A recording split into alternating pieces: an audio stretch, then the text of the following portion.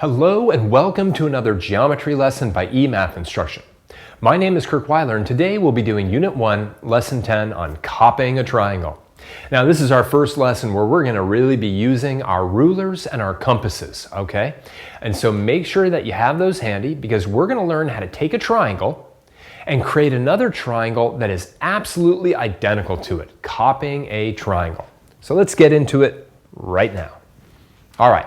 Circles and arcs. So this is all going to be based on your understanding of what we've previously discussed with circles and arcs. Now recall that a circle is simply a collection of all points that are a fixed distance away from some fixed point. All right? That fixed point is the center of the circle, and that fixed distance is the length of the radius of the circle. But overall, right, you want to know that every point on a circle is a given distance from some fixed point. Now, circles and arcs, which are just portions of circles, can be used to locate points in the plane. And let's see how that's done. Exercise number 1. In the diagram below, segment AB has a length of 3 inches. In other words, AB equals 3. Point C is above AB, is 2 inches from A, and is 1.5 inches from B.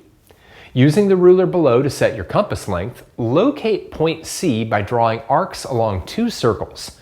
Then draw triangle ABC. Okay, so this is cool, right? Let me show you how this is done. I'm trying to figure out where point C is. Now, what do I know? Well, one thing I know is that it's above AB, so it's somewhere up here. That's not very helpful.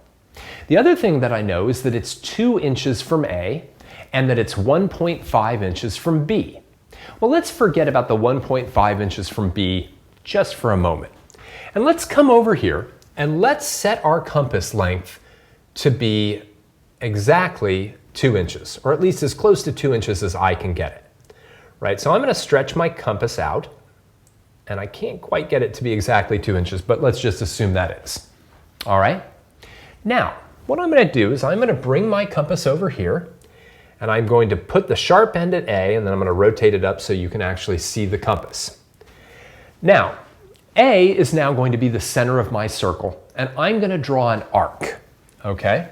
Specifically, I'm going to draw an arc somewhere up here. Okay, now I can draw a full circle, and you can draw a full circle. That's fine. Let me just move this away. Every point along this arc is 2 inches away from A. Every point is 2 inches away from A. And I know that the point I'm looking for, specifically point C, is 2 inches away from A. So in all likelihood, point C is somewhere on this arc. Now, what I do know for certain is if I drew the full circle, point C would have to lie somewhere on that circle because that circle is every point that's 2 inches from A. Every point. Now let's take our compass and let's come over here. And again, let's get it so that we can set our distance. And now I'm going to set my distance to be 1.5 inches. That's right there. Okay? So I've now got 1.5 inches. And now I'm going to draw an arc with a center at B. And I think I can just flip-flop like this. Okay? Now I'm going to draw an arc with a center at B that has a radius of 1.5 inches. All right, so that is 1.5 inches. Now, every single point along this arc is 2 inches from A. All the points along this arc are 1.5 inches from B. So this one point right here, right, that one point is both 2 inches from A and 1.5 inches from B. All right? And of course, I didn't give myself a ruler, okay? But I'm going to draw it in right now, and that is triangle ABC. All right? That is the only point. I mean, there's a point down here, but we're told that C is above AB. That is the only point that lies on this arc, so that it's 1.5 inches from B, and lies on this arc so that it's 2 inches from A, right? So those two arcs, they give us all the possibilities for one condition or the other, and then when we find their intersection, that gives us the one point that satisfies both conditions. All right, now we're going to be using this idea quite a bit, using two arcs to locate stuff. Let's take a look at exercise number 2. Using your ruler only to draw straight line segments, construct a triangle that has side lengths that are the same length as the 3 segments shown below. Leave all construction marks. Well, thankfully this time I gave myself a ruler. So let's see how this is done. The first thing I'm going to do is I'm just going to lay out a long line segment that is longer than the longest one that I have here. Now, how long is that? Well, I don't really know, but I'm going to just kind of lay it out like this. All right. Now, what I'd like to do is I'd like to create a line segment along that one that is the same length as my longest line segment here. So let me take my compass, bring it over here.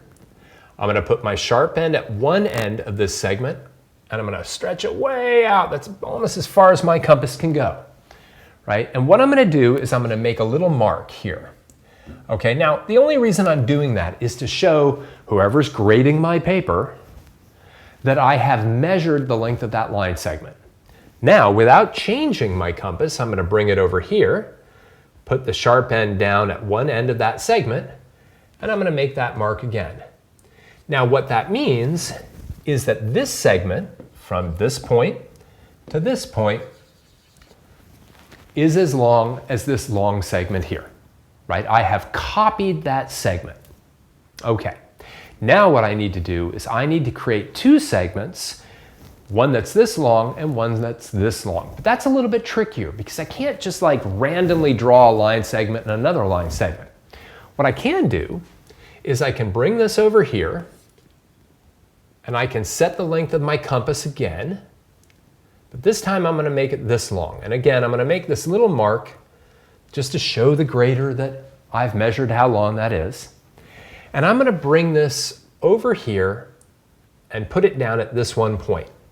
Now, I'm going to draw an arc. I could draw a full circle again, but just to kind of make my picture a little bit less complicated, I'm just going to draw that arc. Now, every point along that arc is the length of this line segment away from this point. Okay? Now I'm going to do the same thing with this line segment. If I have enough room. Ooh, I think I have to maybe switch it. Yep. Not a tall enough screen. Ooh, it is long enough. Look at that, that's perfect. All right, or almost perfect.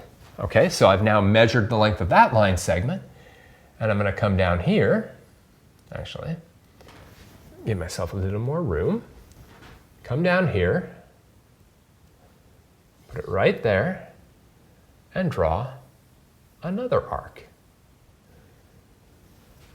Okay? Now again, it's cool. It's just like the first problem, right? But instead of a ruler, we literally have just line segments that I'm trying to copy here. Now I know that this one is as long as this. And I know every point along this arc is this distance away from this endpoint. And every point along this arc is this distance from this point. And therefore, this point, right, will give me a triangle when I connect them all. Whoops, a triangle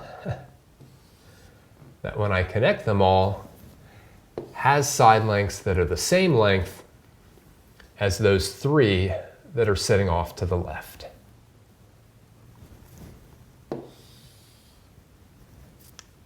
All right, let me move that out of the way. Right?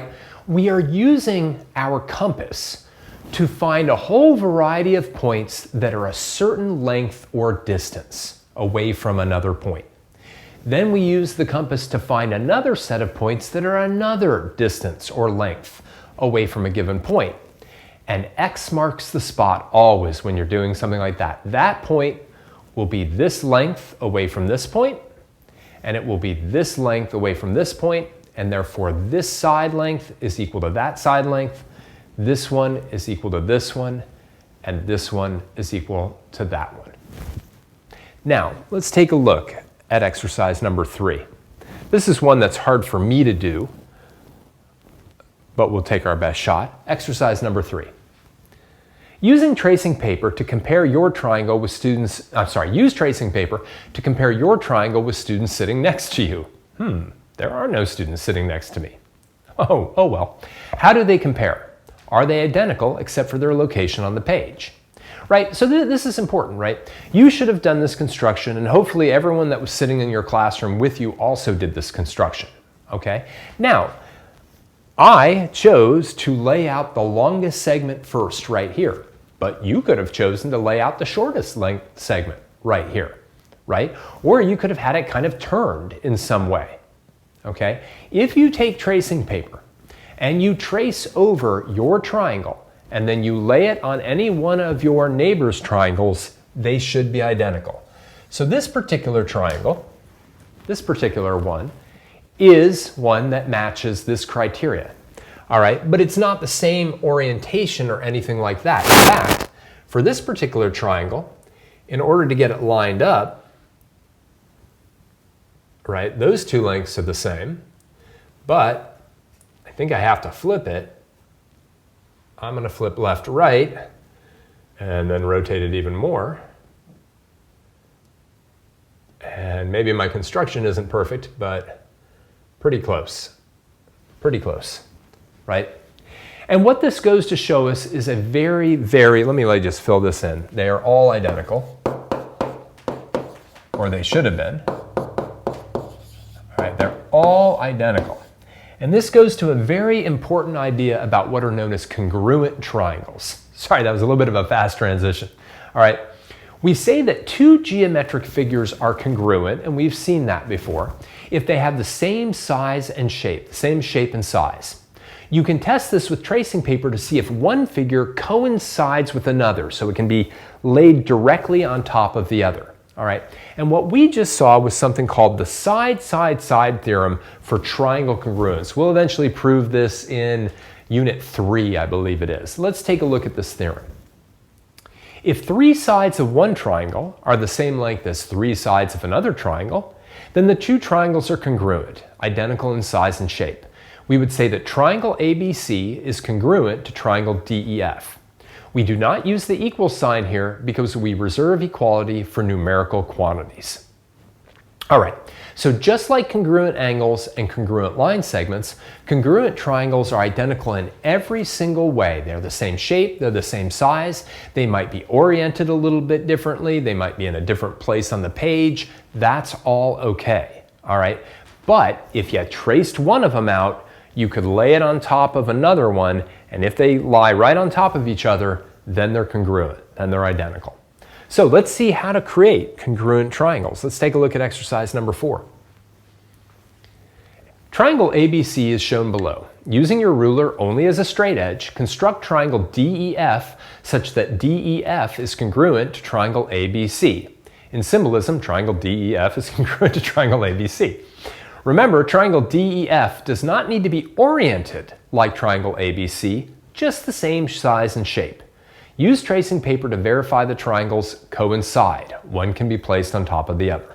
Okay, so this is actually identical to our first two exercises, all right? The only difference here is instead of giving you the lengths, which I did in exercise 1, or 3 individual segments, which I did in exercise 2, we've got just this simple triangle in exercise number 4. Let's do this one together. We'll have you do the next one on your own. So, just like before, what I'm going to do is I think I'm going to try to first lay out a side length that's the same length as the longest side on this triangle, which appears to be BC. So I'm just going to throw out some real long line segment that is what I think longer than side BC. But now I'm going to get it to be the same length as BC. And I do that by coming over here, by putting my compass in an awkward position and stretching it out until it is the right length, right? And now I'm going to make a little mark, and then I'm going to make it a little smaller because I feel like it's still not quite the right length. You hopefully will have a little bit more control. There we go, that's a little better. Still not perfect, but it's better than the first one. All right, so now I'm going to come over here, and I'm going to make that same mark on this line segment. All right, there we go. So now, this segment right here is the same length as BC. Okay, I got that. Now, I don't want to come in and erase this. All right, I can just leave it, okay? Leave all your construction marks. Now what I'll do is I'll come in and I'd like to measure the length of AB. And by measure, I don't mean with the ruler. I mean with the compass, right? I'm not getting, oh, this thing is 3 centimeters or anything like that. Literally, I'm figuring out that it's this long, right? And now what I'm going to do, just like before, is I'm going to make a mark there. Okay, I'm going to bring it over here. And now this is a little trickier, right? Just like before, I need to make sort of an arc here, right? I want to get a selection of points that are this length away from this point. That's a nice selection of points. Now the last thing I'm going to do is I'm going to figure out the length of AC and then do the same thing over here with an arc. So first things first, kind of come over here, put my pointy end at AC, or I could put my pointy end at A, it really wouldn't matter. I'm going to adjust my compass length, and now hopefully rotate that back down a little bit. All right, still more compass adjustment. Boy, I do not have fine adjustment on here. That's not too bad. Hopefully you can do a better job with your compass than mine. All right, and now make that arc, and X marks the spot. So again, right, I lay out the initial length, right? And I could have laid out AB, AC, or BC. It wouldn't have made any difference, right? I tend to lay out the longest length myself. That's just me, all right? Then I measure the length of AB using a compass, make an arc of points that it could be the one I'm looking for, do the same thing with CA, another arc, and then the one intersection point, right? That point is the only point, at least up here, there'd be another one down here, that is both AB away from this point and AC away from that point. And now I can draw my triangle in. With my straight edge, rotate it, and there's one. And now rotate it and move it a little bit. Man, I wish I had a real ruler right now. And draw it. Great. There it is, right? I just copied this triangle, or at least I created a triangle that has the same 3 side lengths. Now, it's kind of nice because you can now take a piece of tracing paper, right? So this is that triangle ABC all traced out. And I can now bring this over here and I can see, do the 2 triangles coincide, right? Well, I might have to do a little rotating or flipping or whatever,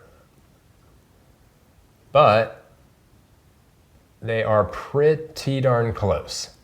And again, any imperfection here is basically an imperfection of me not being able to get these arcs the exact length possible because of the electronic limitations of the smartboard. But they are identical. Now, one thing I haven't done is I haven't labeled this triangle yet. So I want to do that, and I want to make sure I do it correctly. Notice this statement, right? Triangle DEF is congruent to triangle ABC. Now this is kind of important, okay? The order of the letters matter. So in other words, letter D, or point D, should be in the same relative spot as point A. So where is point A? Well, it's up here. That corresponds to this point. So this should be point D. All right, point E should be where point B is. That's down here. So this is point E. And point F should be where point C is. Of course, there's only one point left, but there's point F. Very important that you label these correctly. All right, let's do another one and have you do it on your own. Exercise number 5. Right triangle MNP is shown below. Construct triangle QRS such that QRS is congruent to triangle MNP. All right, go for it. Take some time.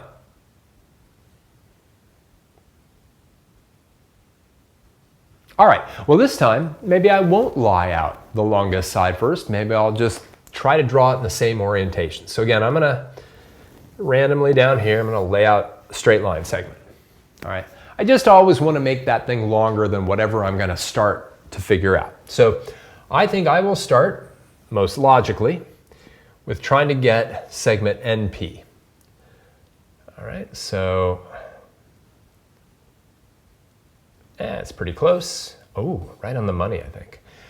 Right, I make that length, come over here, and I copy that length. Excellent. Okay, so one segment down, two segments to go. Okay, so now I can either measure out the length of the hypotenuse or measure out the length of the shorter leg. I think I'll do the shorter leg first. All right, so I will go like that. I've got to adjust, bring this down. Oof. All right, that's pretty good. Not great because I didn't have the pointy end right there, but I think it'll still work. Bring this over here, and there's my arc, right? Now I'm going to do the same thing here, but get the length of, oh, just barely, of MP. Whoops. There we go. And do it right over here. Okay. Maybe I can move this out of my way now. X marks the spot. And now we'll just make some line segments. Oh, that's supposed to be a right angle? Not the greatest. It's more difficult than you think using the compass and the ruler up here. Or maybe it's not more difficult than you think. Maybe it's exactly as difficult as you think.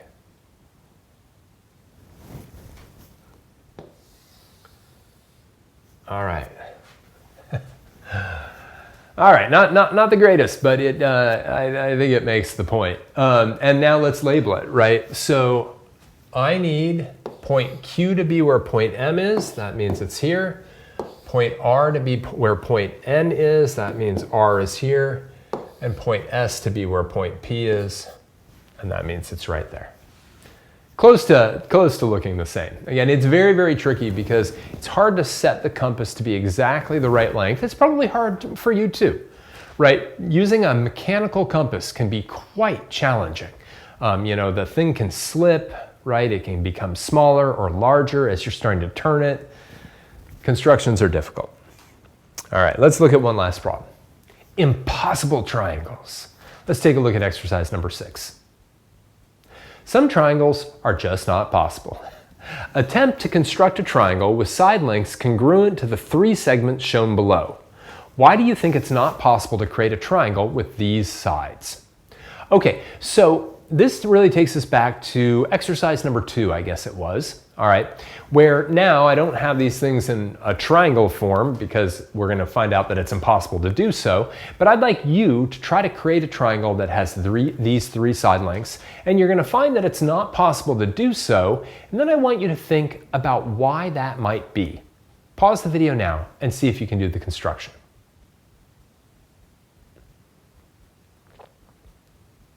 All right, let's go through it. I'm going to do it just like we did exercise number 2. I'm going to lay out a sort of a lengthy line segment, and then I'm going to copy this line segment. Oh man, doing the splits. Here we go. All right, so I'll bring this over here, get rid of my ruler, bring this down here. Okay, so there's my first line segment. So far, so good. I don't see anything impossible about this. All right, now I'll come up here. I will copy this line segment.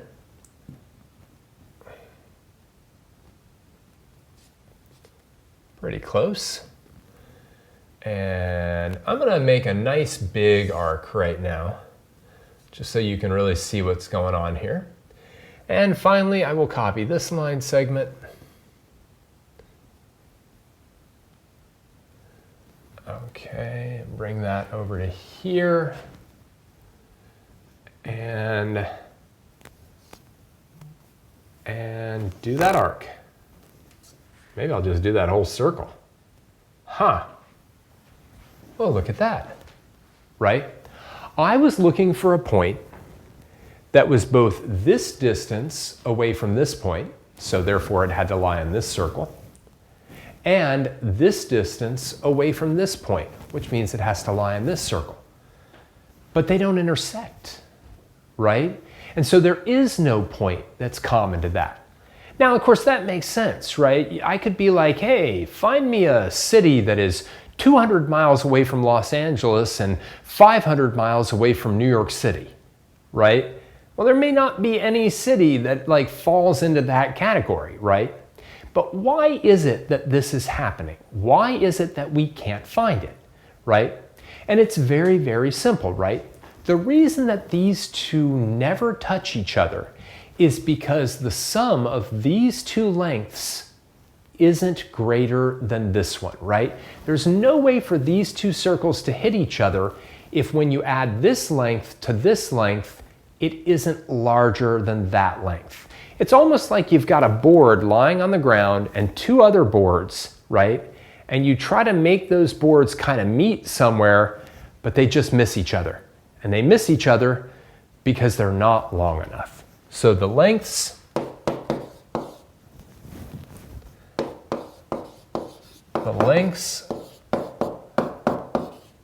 of the two shorter segments. Why did I start my explanation up here? The lengths of the two shorter segments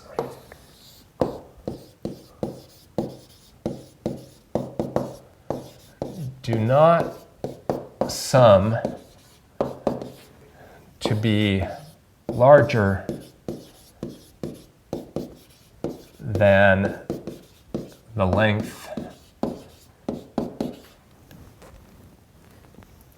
of the longest segment. We will eventually call this what's known as the triangle inequality. So in a triangle, what you'll see is that the lengths of the two shortest sides, when you add them together, will always be longer than the length of the longest side. Always.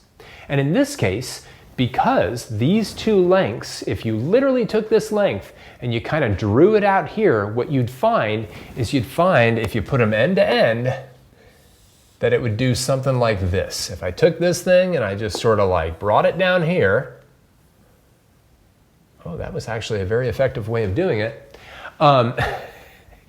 Those two lengths are not big enough. They don't sort of like hit each other and form that triangle. Anyway, we'll talk about that a lot more when we get to our lesson on the triangle inequality. For now, just realize there are certain triangles that just simply can't exist. So, copying a triangle.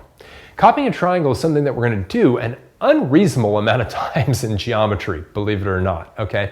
But more important than copying a triangle is this idea of locating points by using circles and arcs on circles, right? And finding the intersection point of two circles to find a point that is a certain distance away from one point and maybe a different distance away from another point.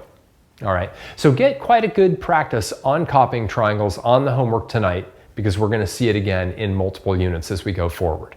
For now, I just want to thank you for joining me for another geometry lesson by eMath Instruction. My name is Kirk Weiler, and until I see you again, keep thinking and keep solving problems.